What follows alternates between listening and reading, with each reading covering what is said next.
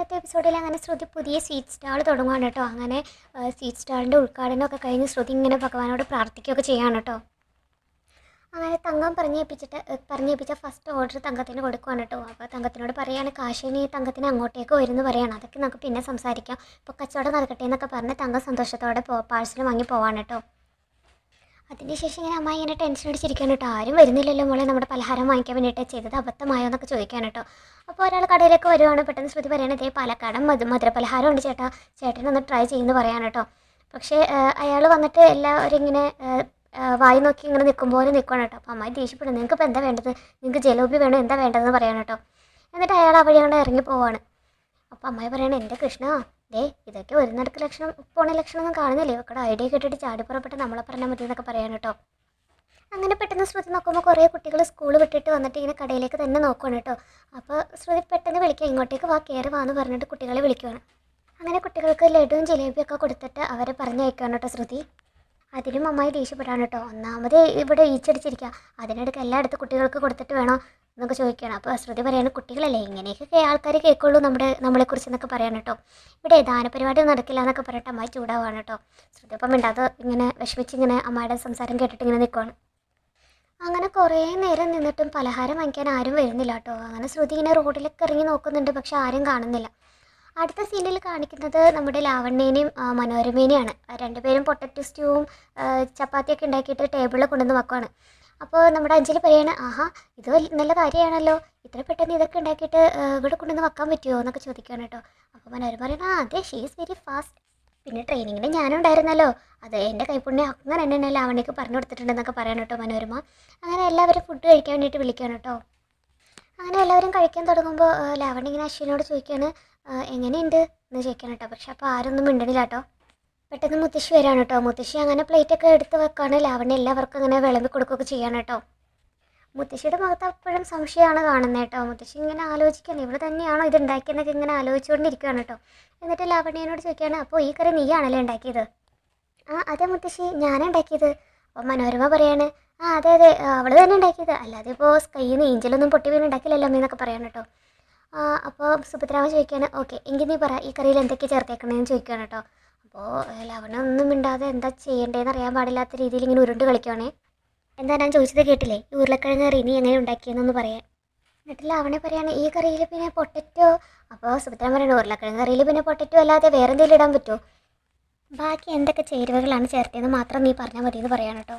ലാവണ്യ ഇങ്ങനെ ഓരോന്നൊക്കെ പറഞ്ഞു വെച്ചിട്ട് പറയണം എന്തൊക്കെയോ ഞാൻ ചേർത്തു എന്ന് പറയണം. അപ്പോൾ സുഭദ്രാമ പറയണം അങ്ങനെ എന്തൊക്കെയോ ചേർത്തിട്ട് ആരും കറി ഉണ്ടാക്കാറില്ലല്ലോ. മനോരമ പെട്ടെന്ന് ഇടയിൽ കയറി പറയാണ് കേട്ടോ. അത് പിന്നെ ഒരുപാട് സാധനങ്ങൾ ചേർക്കുമല്ലോ, അതെന്താ ഏതാന്ന് ലാവണ്യ ബേബിക്ക് എങ്ങനെ ഓർത്തിരിക്കാൻ പറ്റും. അപ്പോൾ സുഭദ്രാമ ചോദിക്കണം അങ്ങനെയാണോ നീയും അഞ്ജലി ഞാനൊക്കെ കറി ഉണ്ടാക്കുന്നത്, എന്താ ചേർക്കുന്നത് നമ്മൾ മറന്നു പോവുകയാണോ പതിവ്? ഇതൊക്കെ കേട്ടിട്ട് ദേഷ്യം വന്നിരിക്കുകയാണ് കേട്ടോ അശ്വിൻ. നീ ഇതിൽ ഗരം മസാല ചേർത്തിട്ടില്ല അല്ലേ? ഗരം മസാലയോ അതെന്തിനാ ഈ കറിയിൽ എന്ന് ചോദിക്കാൻ കേട്ടോ. പിന്നെ ഉരുളക്കിഴങ്ങ് കറിയിൽ വേറെ എന്താ ചേർക്കുന്നത് അതുപോലും നിനക്ക് അറിയില്ല എന്നൊക്കെ ചോദിക്കണം സുഭദ്രാമ. പെട്ടെന്ന് മനോരമ പറയണം ആര് പറഞ്ഞ് ചേർത്തിട്ടില്ലെന്ന്, ഞാൻ നല്ല കൃത്യമായിട്ട് അളവിൽ ചേർത്തിട്ടുണ്ടെന്ന് പറയാൻ കേട്ടോ. ഇത് കേട്ട് എല്ലാവരും മനോരമയുടെ മുഖത്തേക്ക് നോക്കുകയാണ്. അപ്പോഴാണ് മനോരമക്ക് തനിക്ക് പറ്റിയ അമ്മളി മനസ്സിലായത്. അപ്പോൾ സുഭദ്രാമ പറയാണ് ഓ അങ്ങനെ വരട്ടെ, അപ്പോൾ ഞാൻ ഉദ്ദേശിച്ചതാണ് ശരി, എനിക്ക് അപ്പോഴേ അറിയാം സ്വാദില്ലാത്ത ആഹാരം രണ്ടുപേർക്കും ഒരുപോലെ ഉണ്ടാക്കാൻ പറ്റില്ലെന്ന്. എന്ത് സ്വാദില്ലെന്നോ, അത് അങ്ങനെ വരാൻ വഴിയില്ലല്ലോ. മനോരമ പറയണം അല്ലെങ്കിൽ ഞാനുണ്ടാക്കുന്നതിനൊന്നും നമുക്ക് സ്വാദില്ലല്ലോ, ഇതൊക്കെ അമ്മയുടെ നാവിൻ്റെ കുറ്റ അല്ലാതെ എൻ്റെ കുറ്റല്ല എന്നൊക്കെ പറയണം കേട്ടോ മനോരമ. നീ വിഷമിക്കണ്ട, സ്വാദില്ലെന്നൊക്കെ ഞാൻ വെറുതെ പറഞ്ഞതാ, പക്ഷേ ഈ കറി ഉണ്ടാക്കിയത് ഇവളല്ലെന്ന് എനിക്ക് തെളിയിക്കണമായിരുന്നു, അതുകൊണ്ടാണ് ഞാനൊരു കള്ളം പറഞ്ഞത്. സത്യം പറ നീയാണോ ഇത് ഉണ്ടാക്കിയതെന്ന് ചോദിക്കണം കേട്ടോ ലാവണ്യനോട്. നോക്ക് നിനക്ക് നേരെ വസ്ത്രം ധരിക്കാനും അറിയില്ല, മുതിർന്നവരോട് എങ്ങനെ പെരുമാറണമെന്ന് അറിയില്ല, അതൊക്കെ പോട്ടെന്ന് വെക്കാം. പക്ഷേ നീ ഇപ്പം സ്വന്തം സ്ഥാനം ഉറപ്പിക്കാൻ വേണ്ടിയിട്ട് മറ്റുള്ളവരുടെ മുന്നിൽ ഒരു ഉപേക്ഷയും വിചാരിക്കാതെ കള്ളം പറയാൻ തുടങ്ങിയിരിക്കുന്നു. അങ്ങനെയുള്ളവർക്ക് ഈ വീട്ടിൽ സ്ഥാനമില്ലെന്ന് നീ മനസ്സിലാക്കിക്കോ എന്ന് പറയാൻ കേട്ടോ. ഇത് കേട്ട് അശ്വിനി ഇങ്ങനെ ലാവണ്യനെ തന്നെ നോക്കുവാണ്. ലാവണ്യ ഇപ്പോൾ വിഷമിച്ചിട്ട് പെട്ടെന്ന് കസേരന്ന് എണീറ്റ് പോകണം കേട്ടോ. അപ്പോൾ അശ്വിൻ മുത്തശ്ശിനോട് പറയാണ് ഇത് കുറച്ച് കടന്നുപോയി, ഇതൊക്കെ കണ്ടിട്ട് മിണ്ടാതിരിക്കാൻ എനിക്ക് കഴിയില്ല, എന്തിനാ മുത്തശ്ശി ഇങ്ങനെ മറ്റുള്ളവരെ ഇൻസൾട്ട് ചെയ്യുന്നതെന്നൊക്കെ ചോദിക്കുകയാണ്. ഈ വീട്ടിൽ അഡ്ജസ്റ്റ് ചെയ്യാവുന്നതിന് മാക്സിമം അവൾ അഡ്ജസ്റ്റ് ചെയ്യുന്നുണ്ട്, എന്നിട്ടും അവളെ എപ്പോഴും മുത്തശ്ശേരി കുറ്റക്കാരിയാക്കാൻ വേണ്ടിയിട്ട് ശ്രമിക്കുകയാണ്. ദിസ് ഈസ് ടു മച്ച്, ഇതൊന്നും അംഗീകരിക്കാൻ എന്നെ കൊണ്ടാവില്ല എന്നൊക്കെ പറയാൻ കേട്ടോ. അപ്പോൾ സുഭദ്രാമ പറയാണ് കുഞ്ഞ നീ ലാവണ്യയുടെ ഭാഗത്ത് നിന്ന് മാത്രമേ ചിന്തിക്കുന്നുള്ളൂ. അതെ എനിക്ക് തൽക്കാലം അങ്ങനെ കഴിയൂ, അതാണ് അതിൻ്റെ ശരിയെന്ന് പറയാൻ അശ്വിൻ. ഇനിയും ഇങ്ങനെ അപമാനിക്കൽ തുടരാനാണ് ഭാവമെങ്കിലേ ഞങ്ങൾക്കിനി മറ്റു പല തീരുമാനങ്ങൾ എടുക്കേണ്ടി വരുമെന്ന് പറഞ്ഞിട്ട് ദേഷ്യത്തോടെ അശ്വിൻ അവിടെ നിന്ന് എണീറ്റ് പോവാണ്. എല്ലാവരും ഒന്നും മിണ്ടാൻ പറ്റാതെ ഇങ്ങനെ വിഷമിച്ചിങ്ങനെ ഓരോ കേട്ട് ഇങ്ങനെ ഇരിക്കുവായിരുന്നു കേട്ടോ. അങ്ങനെ അടുത്ത സീരിയൽ കാണിക്കുന്നത് കട അടച്ച് പലഹാരങ്ങളൊക്കെ ആയിട്ട് വീട്ടിലേക്ക് തിരിച്ചു വരുന്ന പ്രീതിനെയും അമ്മായിനെയും ശ്രുതിനെയാണ് കേട്ടോ.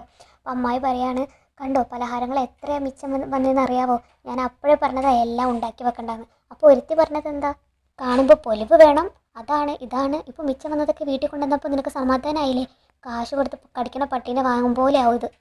അപ്പോൾ ശ്രുതി പറയാണ്, ഇതൊന്നും ചേച്ചി കേട്ട് വിഷമിക്കേണ്ട, ആദ്യത്തെ ദിവസമല്ലേ അറിഞ്ഞും കേട്ടും ആൾക്കാർ വരത്തുള്ളൂ എന്നൊക്കെ പറയാൻ കേട്ടോ. അപ്പോഴേക്കും തങ്കം വരുവാണ് കേട്ടോ അങ്ങോട്ടേക്ക്. എന്നിട്ട് പറയാണ്, സാധനങ്ങൾ കുറച്ചധികം ബാക്കിയായല്ലേ, അതൊന്നും വിഷമിക്കേണ്ട, ആദ്യമായിട്ട് തുടങ്ങിയതല്ലേ, അപ്പോൾ നാട്ടുകാരൊന്നും അങ്ങനെ സഹകരിക്കില്ല, പക്ഷെ വാങ്ങിച്ചേ പറ്റുള്ളൂ എന്നാകുമ്പോൾ എല്ലാവരും വന്നോളും, അതൊന്നും നിങ്ങൾ ഇതൊന്നും കണ്ട് ടെൻഷൻ ആവണ്ടെന്നൊക്കെ പറയാൻ കേട്ടോ.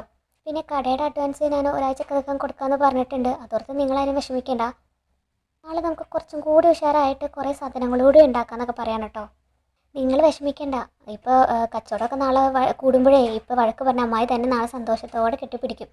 ഇനി തങ്കങ്ങളിനെ കൊണ്ട് എന്തെങ്കിലും സഹായം വേണമെങ്കിൽ ഇനി പറഞ്ഞാൽ മതി, ഞാൻ ചെയ്യാമെന്നൊക്കെ പറയാൻ കേട്ടോ. അങ്ങനെ തങ്കം പോയി കഴിയുമ്പോൾ പ്രീതി എന്ന് ചോദിക്കുകയാണ്, ഇയാൾ നമുക്ക് പാരയാവോ? അതൊന്നുമില്ല ചേച്ചി, ഇയാളെപ്പോലുള്ളൊരു ലോക്കൽ സപ്പോർട്ട് നമുക്കുള്ളത് എന്തായാലും നല്ലതാണ്, ചേച്ചി വാന്നൊക്കെ പറഞ്ഞ സാധനങ്ങളൊക്കെ എടുത്ത് അകത്തേക്ക് കൊണ്ടുവെക്കാണ് രണ്ടുപേരും. അങ്ങനെ അമ്മായിയും പ്രീതിയും കൂടിയിട്ട് വാങ്ങിച്ച സാധനങ്ങളുടെ കണക്കും ഒക്കെ എഴുതി വെക്കാണ് കേട്ടോ. ആദ്യ ദിവസം തന്നെ കയ്യിൽ നിന്ന് കാശ് ഇറങ്ങുവാണല്ലോ എന്നൊക്കെ പറഞ്ഞ് എണ്ണി പെറുക്കുവാണ് അമ്മായി.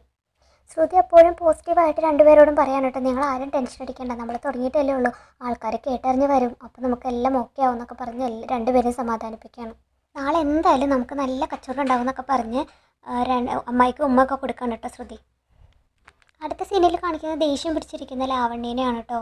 ലാവണ്യനോട് അശ്വിൻ പറയാണ്, നീ ഒന്ന് റിലാക്സ് ആവ്. ഞാൻ എങ്ങനെ റിലാക്സ് ആവും, ഇവിടെ നടക്കുന്ന കാര്യങ്ങളൊക്കെ നീ കണ്ടതല്ലേ, എൻ്റെ സ്വഭാവം നിനക്കറിയാലോ, ഞാൻ അത്രയ്ക്ക് സെൻസിറ്റീവാണ്, മുത്തശ്ശി ഇങ്ങനെ എന്നെ അപമാനിക്കുന്നത് ശരിയാണോ, ആരെങ്കിലും എന്നെ ആരെങ്കിലും എന്നോട് ഇങ്ങനെ ബിഹേവ് ചെയ്യുന്നത് കണ്ടാൽ അത് നിൻ്റെ വീട്ടുകാരെ എനിക്ക് ഒട്ടും സഹിക്കാൻ പറ്റത്തില്ല. നോക്ക് ഇത് കണ്ടോ, കരഞ്ഞ് എൻ്റെ കണ്ണൊക്കെ വല്ലാതെ കലങ്ങിയിരിക്കുന്നു എന്നൊക്കെ പറഞ്ഞിട്ട് കണ്ണാടിയിൽ നോക്കാൻ കേട്ടോ. ഐ മേക്കപ്പ് ഒക്കെ ആകെ പകർന്നു, കിച്ചണിലെ സ്പോക്ക് കാരണം കൊണ്ട് എൻ്റെ മുഖം ആകെ ഡള്ളായി, ഇത്രയൊക്കെ കഷ്ടപ്പെട്ടിട്ടും നിൻ്റെ മുത്തശ്ശിക്ക് എന്നെ ഇഷ്ടാവുന്നില്ലല്ലോ എന്നൊക്കെ പറയാൻ കേട്ടോ അശ്വിനോട് ലാവണ്യ. അങ്ങനെ എപ്പിസോഡ് തീരുവാണ്.